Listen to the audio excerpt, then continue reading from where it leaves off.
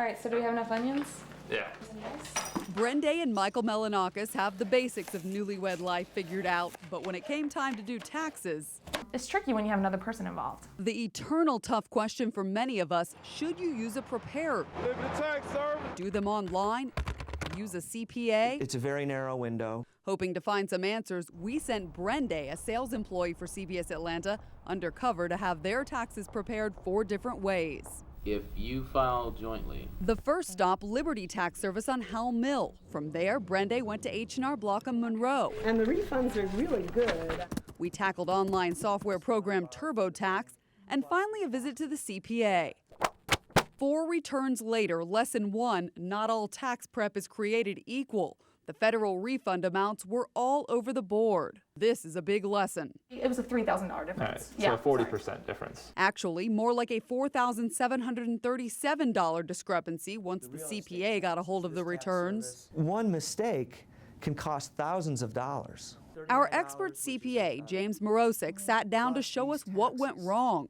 The couple pulled some money out of an IRA to buy their first home.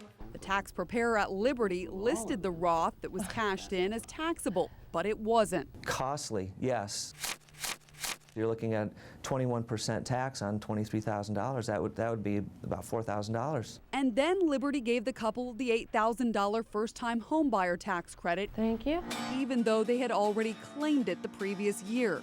They made a pretty big mistake, and it was a very obvious thing. I'm certain that the IRS would have caught that and would have sent them a bill for $8,000 plus penalties and interest. These are your copies. At H&R Block, the discrepancies were much more minor. The return did not reflect the couple had only lived in the home part of the year, and both the preparer and Brende overlooked a W-2 from a brief work stint out of state. On software program TurboTax, we messed up the car tax on a newly purchased car and again overlooked that second W-2. We headed to the IRS with tough questions about how visiting tax prep agencies could lead to so many results. Are you surprised that we went to 2 strip mall preparers and got a $4,000 difference? Wow, you put me on the spot. You will want to hear what he has to say tonight at 11, and it deals with changing the laws for an otherwise unregulated business. Plus, what happens when we confront Liberty about the mistakes on that tax return? Why shouldn't she get the same treatment as everyone else? Because this taxpayer did not seem like a real taxpayer. But she's a real taxpayer.